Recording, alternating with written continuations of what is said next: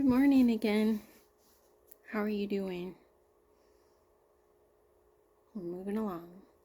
And so is Moses and the Israelites. Today is January 28th, and we have a commentary. The Israelites' covenant with God. It has been some 635 years since God promised Abraham that he would make a great nation of Abraham's descendants and bless that nation as his chosen people. Abraham's part in the covenant was minimal, as God simply asked for Abraham's belief and trust in that promise.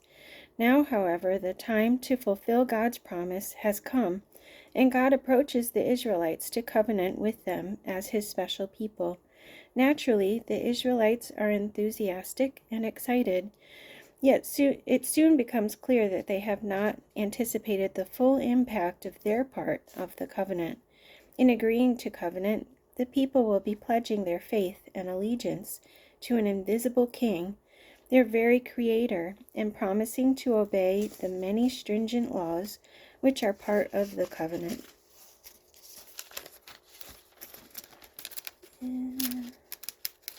Hard to turn the page. Okay. The solemnity of this historically unprecedented occasion begins with God's proposal of the covenant and the need for all the people to purify themselves in anticipation of their formal acceptance. In the third month after the Israelites, so this is Exodus 19, verse 1, in the third month after the Israelites left Egypt, on the very day they came to the desert of Sinai. After they set out from Rephidim, they entered the desert of Sinai, and Israel camped there in the desert in front of the mountain. Then Moses went up to God, and the Lord called to him from the mountain and said, "This is what you are to say to the house of Jacob, and what you are to tell the people of Israel. You yourselves have seen what I did to Egypt, and how I carried you on eagle's wings and brought you to myself.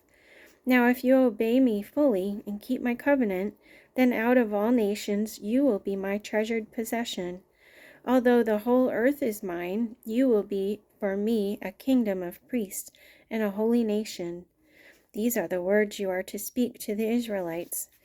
So Moses went back and summoned the elders of the people and set before them all the words the Lord had commanded to him to speak. The people all responded together, "We will do everything the Lord has said." So Moses brought their answer back to the Lord. The Lord said to Moses, "I am going to come to you in a dense cloud, so that the people will hear me speaking with you and will always put their trust in you." Then Moses told the Lord what the people had said. And the Lord said to Moses, "Go to the people and consecrate them today and tomorrow.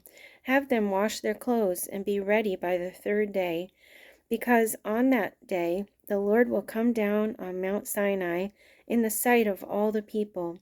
Put limits for the people around the mountain and tell them, 'Be careful that you do not go up the mountain or touch the foot of it. Whoever touches the mountain shall surely be put to death. He shall surely be stoned or shot with arrows. Not a hand is to be laid on him. Whether man or animal, he shall not be permitted to live. Only when the ram's horn sounds a long blast may they go up to the mountain." After Moses had gone down the mountain to the people, he consecrated them, and they washed their clothes. Then he said to the people, "Prepare yourselves for the third day. Abstain from sexual relations." On the morning of the third day there was thunder and lightning, with a thick cloud over the mountain, and a very loud trumpet blast. Everyone in the camp trembled. Then Moses led the people out of the camp to meet with God, and they stood at the foot of the mountain. Mount Sinai was covered with smoke, because the Lord descended on it with fire. The smoke billowed up from it like smoke from a furnace. The whole mountain trembled violently, and the sound of the trumpet grew louder and louder. Then Moses spoke, and the voice of God answered him.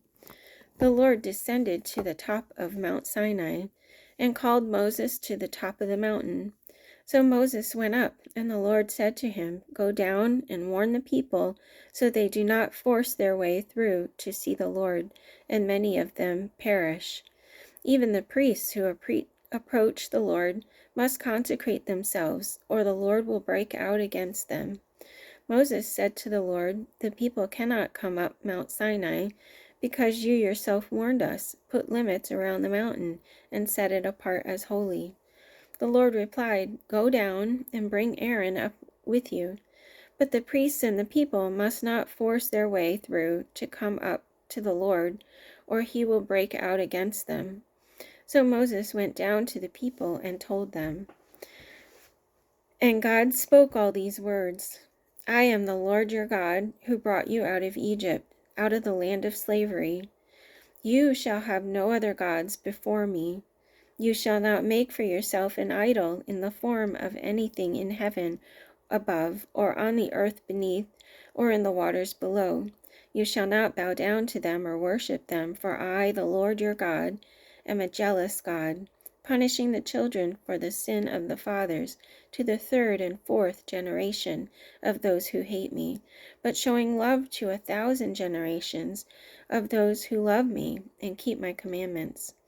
You shall not misuse the name of the Lord your God, for the Lord will not hold anyone guiltless who misuses his name. Remember the Sabbath by keeping it holy. 6 days you shall labor and do all your work, but the seventh day is a Sabbath to the Lord your God. On it you shall not do any work, neither you nor your son or daughter, nor your manservant or maidservant, nor your animals, nor the alien within your gates. For in 6 days the Lord made the heavens and the earth, the sea, and all that is in them. But he rested on the seventh day. Therefore the Lord blessed the Sabbath day and made it holy.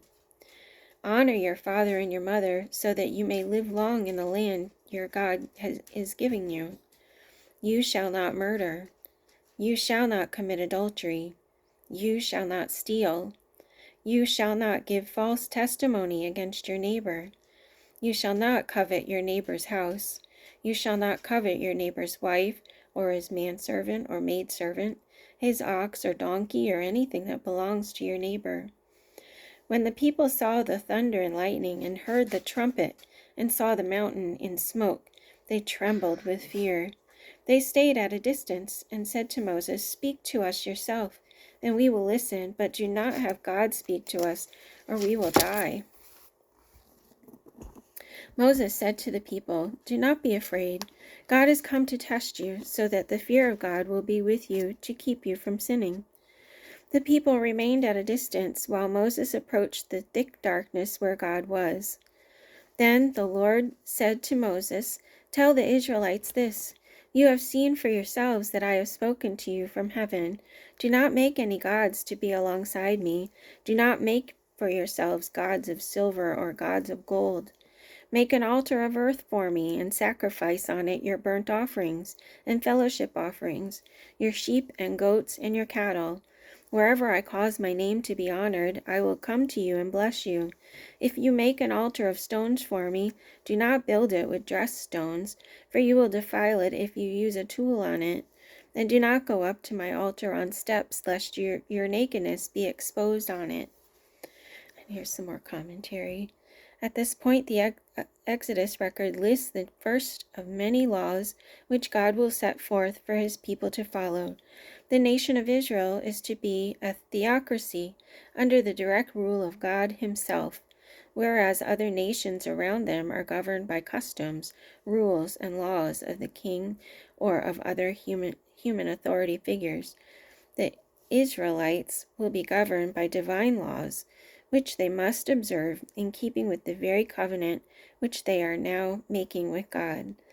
The laws spoken to Moses on this occasion amplify the first 10 commandments, which form the constitutional framework for all the other laws which follow. On this occasion, God gives Moses a wide variety of laws, ranging from proper altar worship to proper treatment of slaves, from laws relating to crimes against persons and property to other offenses, punishable by death, such as sorcery, bestiality, and idolatry.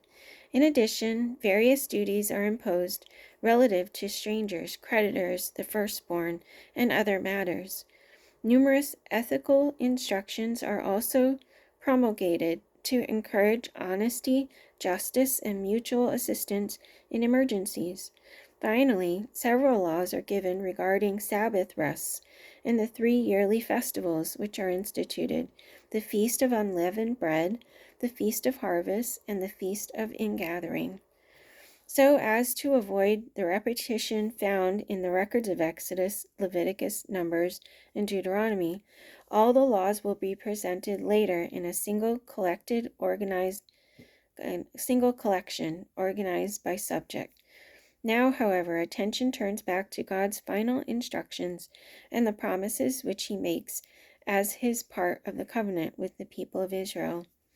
Picking up Exodus 23, verse 20. See, I am sending an angel ahead of you to guard you along the way and to bring you to the place I have prepared. Pay attention to him and listen to what he says. Do not rebel against him. He will not forgive your rebellion, since my name is in him. If you listen carefully to what he says and do all that I say, I will be an enemy to your enemies and will oppose those who oppose you.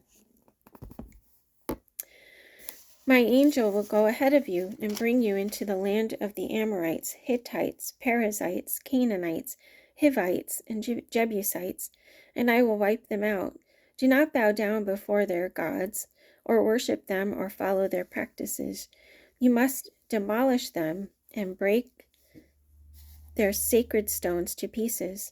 Worship the Lord your God, and his blessing will be on your food and water. I will take away sickness from among you, and none will miscarry or be barren in your land. I will give you a full lifespan. I will send my terror ahead of you and throw into confusion every nation you encounter. I will make all your enemies turn their backs and run. I will send the hornet ahead of you to drive the Hivites, Canaanites, and Hittites out of your way. But I will not drive them out in a single year, because the land would become desolate and the wild animals too numerous for you. Little by little I will drive them out before you, until you have increased enough to take possession of the land. I will establish your borders from the Red Sea to the Sea of the Philistines, and from the desert to the river. I will hand over to you the people who live in the land, and you will drive them out before you. Do not make a covenant with them or with their gods. Do not let them live in your land, or they will cause you to sin against me, because the worship of their gods will certainly be a snare to you. Then he said to Moses, Come up to the Lord, you and Aaron, Nadab and Abihu, and 70 of the elders of Israel. You are to worship at a distance, but Moses alone is to approach the Lord. The others must not come near, and the people may not come up with him. When Moses went and told the people all the Lord's words and laws, they responded with one voice, Everything the Lord has said we will do. Moses then wrote down everything the Lord had said. He got up early the next morning and built an altar at the foot of the mountain and set up 12 stone pillars representing the 12 tribes of Israel. Then he sent young Israelite men, and they offered burnt offerings and sacrificed young bulls as fellowship offerings to the Lord. Moses took half of the blood and put it in bowls, and the other half he sprinkled on the altar. Then he took the book of the covenant and read it to the people. They responded, We will do everything the Lord has said. We will obey. Moses then took the blood, sprinkled it on the people, and said, This is the blood of the covenant that the Lord has made with you in accordance with all these words.